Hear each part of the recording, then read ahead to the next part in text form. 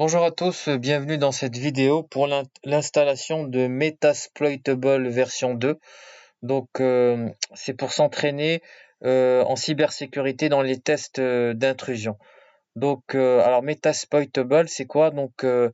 C'est une machine virtuelle Linux qui a été rendue de façon intentionnelle vulnérable. C'est pour effectuer des tests d'intrusion, des tests de pénétration, notamment avec une machine attaquante comme Kali Linux. Donc c'est un excellent moyen pour s'entraîner en cybersécurité. Alors pour télécharger, il faut aller au niveau du site officiel. Ici vous avez le lien, c'est sourceforge.net. Alors vous appuyez sur Download. Voilà. Donc une fois que vous appuyez sur Download, alors une fois qu'on appuie sur Download, donc là j'appuie sur Download, voilà.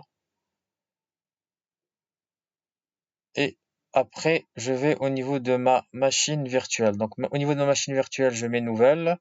Donc là, je vais l'appeler Metasploitable 2. Alors, voilà, j'appelle 2. Alors, concernant le type, c'est Linux. Le sous-type, c'est Ubuntu. Donc c'est une distribution Ubuntu. La version, je la mets à 32 bits. Concernant le hardware, donc pour la mémoire vive, donc je vais jusqu'ici. Processeur, je laisse à 1. Alors, ici, je mets Use an existing virtual hard disk file. Donc je vais là. Je mets Ajouter. Je vais au niveau de téléchargement. Alors là, j'ai oublié de dézipper. Donc je retourne au niveau de mon fichier. Là. C'est ici. Donc là, je vais ouvrir avec WinRAR. Je vais l'extraire. OK. Donc là, je suis en train d'extraire tout.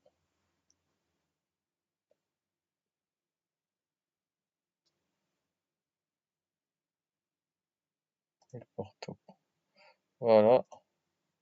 Donc là, j'ai pu extraire. Donc je vais toujours au niveau de là, au niveau de téléchargement. Metasploitable. Voilà. Donc là, je l'ai. Donc je choisis le fichier VMDK. Je mets ouvrir. Là, je mets choose. Et je mets finish. Alors, concernant la configuration, donc ça c'est important. Je vais au niveau de système. Alors là, j'ai bien coché. Donc là, c'est très important. Il faut qu'on ait au niveau des fonctions avancées, qu'on ait activé les IOI API, que ça soit décoché. Donc ça, c'est important. Il faut que ça soit donc décoché.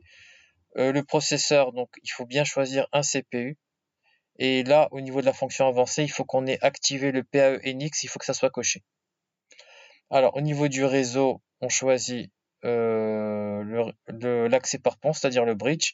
Et au niveau de la promiscuité, on met Allow All. Voilà. Ensuite, une fois que j'ai tout ça, j'appuie sur OK.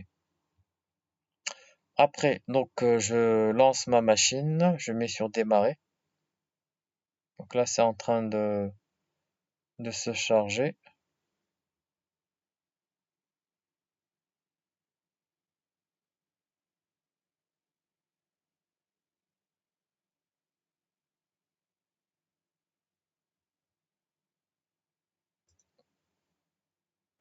Donc voilà, là j'ai ma machine qui se lance. Et voilà. Donc là, ça se charge. Ça se charge, ça marche bien. Alors, ce qu'il faut savoir, c'est que là, on a la version américaine avec le clavier qui est QWERTY. Et donc, en fait, donc ici, si vous voyez bien, le login, c'est MSF admin et le password, c'est aussi MSF admin. Le problème, c'est que comme c'est un clavier QWERTY, le M, en fait, il faut utiliser la virgule pour avoir un M. Alors là, si j'appuie sur le M, ben si j'appuie sur le M, j'ai le point virgule, et si j'appuie sur la virgule, j'ai le M. Et on a aussi le Q. Alors, si j'appuie par exemple sur le A, j'ai un Q, et pour avoir le A, il faut appuyer sur le Q. Alors, donc le login, on a dit c'est MSF admin, donc là je mets virgule SF. Alors A je le remplace par le Q. Et ensuite, D, le M, c'est toujours la virgule, IN. Donc là, je mets entrée. Le password, c'est toujours la même chose. Donc je mets MSF. Donc M, c'est la virgule, SF, admin, donc c'est Q, D, virgule, IN. Et je mets entrée. Voilà. Alors, pour, justement changer le clavier QWERTY par un clavier AZERTY. Donc là, je vais mettre cette ligne de commande sur Linux. Donc je tape sudo espace, alors load, L-O, là je mets toujours le Q, L-O-A-D-K-E-Y-S, load keys, espace, FR. Voilà. Donc je mets cette commande là, sudo load keys FR, et je mets entrée.